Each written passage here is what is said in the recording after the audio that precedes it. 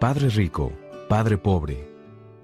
Gracias a que tuve dos padres, gocé de la oportunidad de comparar dos puntos de vista, el de un hombre rico contra el de un hombre pobre.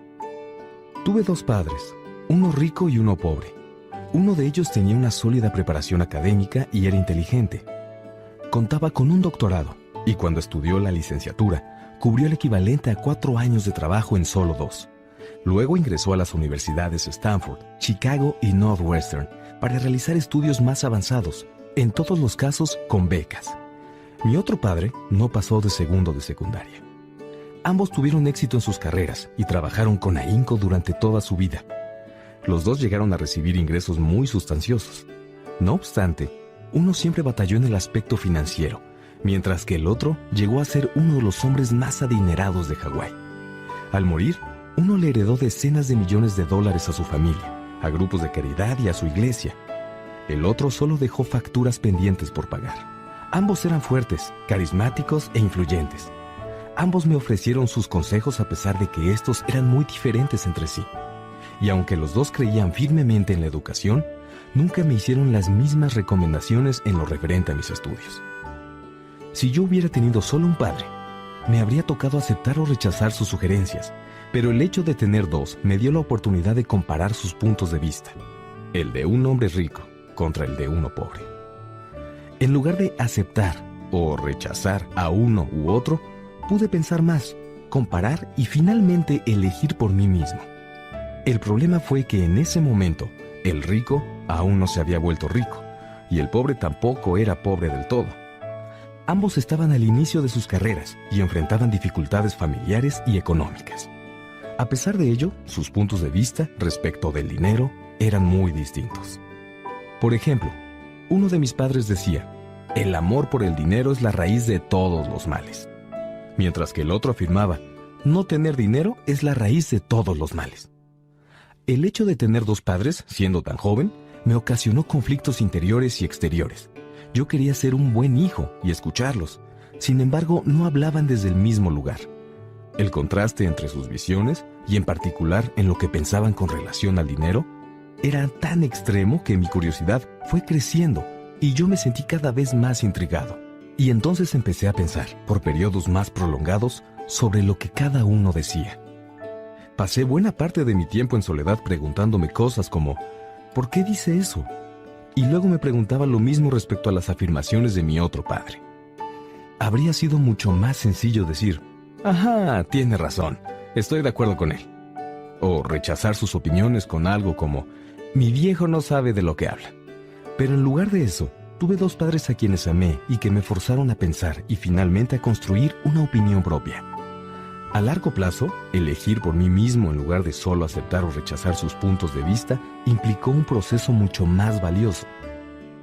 Una de las razones por las que la gente rica siempre puede generar más dinero y los pobres empobrecerse más es porque los temas financieros se enseñan en la escuela y no en casa. Casi todos aprendemos de nuestros padres lo que sabemos sobre el dinero, pero ¿qué pueden los padres pobres enseñarles a sus hijos respecto a este tema? Solo te dicen cosas como, no abandones la escuela, estudia mucho. Increíblemente, esos niños que se gradúan con calificaciones excelentes también pueden tener una programación y estructura mental deficientes en el aspecto financiero. Por desgracia, en las escuelas no se enseña nada sobre el dinero. El sistema se enfoca en habilidades académicas y profesionales, no económicas. Esto explica por qué banqueros, doctores y contadores, que siempre obtuvieron buenas calificaciones en el ámbito académico, tienen problemas económicos toda su vida. Nuestra abrumadora deuda pública se debe, en gran medida, a que ciertas autoridades del gobierno y políticos sumamente preparados tomaron decisiones con muy poca o nula educación sobre el dinero. Constantemente me pregunto, ¿qué pasará cuando haya millones de personas que necesiten ayuda financiera y médica? Todas ellas dependerán de sus familias o gobiernos. ¿Qué sucederá cuando Medicare y Seguro Social se queden sin fondos? ¿Cómo sobrevivirá un país en el que la responsabilidad de educar sobre el dinero es delegada a los padres, cuya mayoría serán o ya son pobres?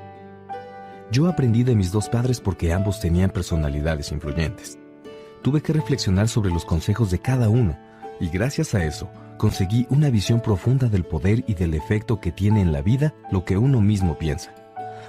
Por ejemplo, uno de mis padres tenía la costumbre de decir, no puedo darme ese lujo. El otro, en cambio, me prohibió repetir esas palabras. Él insistía en que, en lugar de eso, me preguntara, ¿qué tendría que hacer para darme ese lujo? La primera es una afirmación y la segunda, una pregunta. La primera te deja sin opciones y la segunda te obliga a pensar para encontrar respuestas. Mi padre rico, que estaba a muy pocos pasos de crear su fortuna, me explicó que al decir, no puedo darme ese lujo, automáticamente tu cerebro deja de funcionar y acepta la idea. Y cuando te preguntas, ¿qué tendría que hacer para darme ese lujo?, lo obligas a trabajar. Cabe señalar que mi padre rico no quería decir con esto que debía comprar todo lo que quisiera. En realidad, él era un fanático del ejercicio mental y consideraba que el cerebro era la computadora más potente del mundo. Decía, mi cerebro se fortalece todos los días porque lo ejercito, y entre más fuerte se hace, más dinero puedo producir. Creía que afirmar, no puedo darme ese lujo, escondía tras de sí una especie de flojera mental. Aunque mis dos padres trabajaron con ahínco, llegué a notar que en lo referente al dinero, uno de ellos dejaba que su cerebro se echara a dormir, en tanto el otro tenía la costumbre de ejercitarlo. A largo plazo, el resultado fue que uno se fortaleció en el aspecto económico y el otro se debilitó. Es algo similar a lo que pasa cuando una persona asiste al gimnasio con regularidad y otra se queda tirada en el sofá viendo televisión. El ejercicio físico adecuado incrementa tu probabilidad de tener buena salud, mientras que el ejercicio mental incrementa las de obtener riqueza. Mis padres mantenían actitudes opuestas, y eso afectó la forma que tenían de pensar. Uno creía que los ricos debían pagar más impuestos para así cuidar de la gente menos afortunada. El otro decía, los impuestos son un castigo para quienes producen, y una recompensa para quienes no generan nada. Uno de mis padres me decía esta recomendación, estudia mucho para que puedas conseguir empleo en una compañía importante. El otro me recomendaba, estudia mucho para que encuentres una compañía importante y puedas adquirirla. Uno decía, no he podido volverme rico porque los tengo a ustedes, hijos. El otro afirmaba, debo ser millonario porque los tengo a ustedes, hijos. Uno nos alentaba a hablar de dinero y negocios a la hora de la cena, y el otro nos prohibió tocar esos temas en la mesa. Uno decía, si se trata de dinero, vete a la segura, no corras riesgos. El otro recomendaba, aprende a lidiar con los riesgos. Uno creía, la casa es nuestra mayor inversión y nuestro activo más importante. El otro sostenía, mi casa es un pasivo, y si para ti representa el activo más importante, estás en problemas. Mis dos padres pagaban a tiempo sus recibos, sin embargo para uno era la primera tarea por hacer, y para el otro, la última. Uno de mis padres creía que la corporación para la que trabajaba, o el gobierno, debía hacerse cargo de él y sus necesidades. Vivía preocupado por los aumentos de sueldo, los planes de retiro, las prestaciones médicas, los permisos por enfermedad, los días de vacaciones y otros alicientes. A él le impresionaba mucho la historia de dos tíos quienes se unieron al ejército y después de 25 años de servicio activo, obtuvieron un paquete vitalicio de retiro y un título. Le encantaba la idea de contar con las prestaciones médicas y los privilegios de la tienda militar que el ejército les ofrecía a sus jubilados. También le fascinaba el sistema de plazas que estaba disponible a través de la universidad. A veces, la idea de tener un empleo seguro y prestaciones de por vida le parecía más importante que el trabajo mismo. Con frecuencia comentaba, trabajé mucho para el gobierno, tengo derecho a sus prestaciones. El otro creía en la independencia económica total. Criticaba mucho esa idea de que la gente tenía derecho a algo. Y decía que esta noción daba pie a que existiera gente débil y con necesidades económicas. Hacía mucho énfasis en que se debía ser competente en el aspecto financiero. Uno de mis padres batalló bastante para ahorrar unos cuantos dólares. El otro realizó inversiones. Un padre me enseñó a redactar un currículo impresionante para conseguir un buen trabajo. El otro me enseñó cómo redactar sólidos planes financieros y de negocios para generar empleos. Debido a que fui producto de dos padres fuertes, pude darme el lujo de observar los efectos que los distintos tipos de visiones tienen en la vida personal. Y comprobé que la gente realmente le puede dar forma a su vida a partir de sus pensamientos. Mi padre pobre, por ejemplo, siempre decía, jamás seré rico, y su profecía se hizo realidad. Mi padre rico, por otra parte, siempre hablaba de sí mismo como una persona adinerada. Decía cosas como: soy un hombre con dinero y la gente como yo no hace estas cosas. A pesar de que después de un golpe financiero importante cayó en bancarrota, continuó refiriéndose a sí mismo como un hombre con recursos. Se cubría al decir: existe una gran diferencia entre ser pobre y estar en bancarrota. La bancarrota es temporal, la pobreza eterna. Mi padre pobre decía: no me interesa el dinero, o el dinero no importa. Mi padre rico afirmaba: el dinero es poder. Es posible que el poder de tu mente nunca llegue a medirse o ser apreciado, pero desde chico, para mí siempre fue obvio que era importante prestar atención a mis pensamientos y a la forma en que me expresaba. Noté que mi padre pobre no estaba en aquella penosa situación por la cantidad de dinero que ganaba, cantidad nada despreciable, por cierto, sino por sus pensamientos y sus acciones. Como fui un muchacho con dos padres, cobré una profunda conciencia sobre los pensamientos que finalmente decidí aceptar como míos. ¿Debía escuchar a mi padre rico o a mi padre pobre?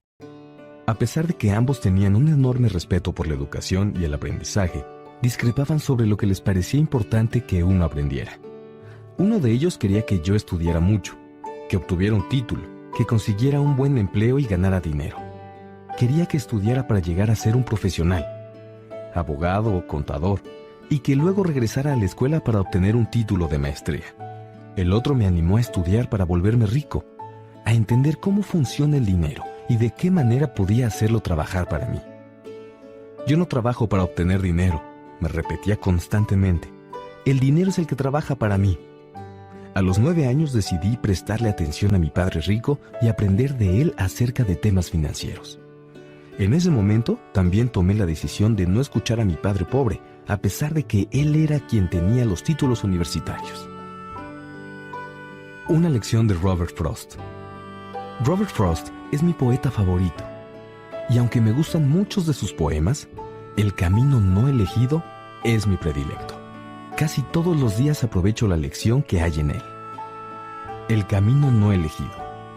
2 caminos divergieron en un bosque dorado, y yo sufrí por no poder viajar por ambos. Siendo un viajero solitario, permanecí ahí por un largo rato, y miré por uno lo más lejos y con algo de arrebato, hasta donde se sesgaba en la espesura. Pero luego tomé el otro, igual al primero en belleza, y me parece que tal vez elegí con certeza, porque en él la hierba era tupida y anhelaba ser pisada, a pesar de que en aquella encrucijada el paso de otros los había desgastado casi de la misma forma. Y aquella mañana los dos yacían casi igual. A las hojas el paso no las había ennegrecido de forma total. Pero dejé el primero para otro día, y sabiendo cómo el camino nos lleva por la vida, dudé si alguna vez regresaría. Diré esto con un suspiro. A siglos y siglos del camino, 2 caminos se separaron en un bosque, y yo tomé el menos transitado. Y eso hizo toda la diferencia.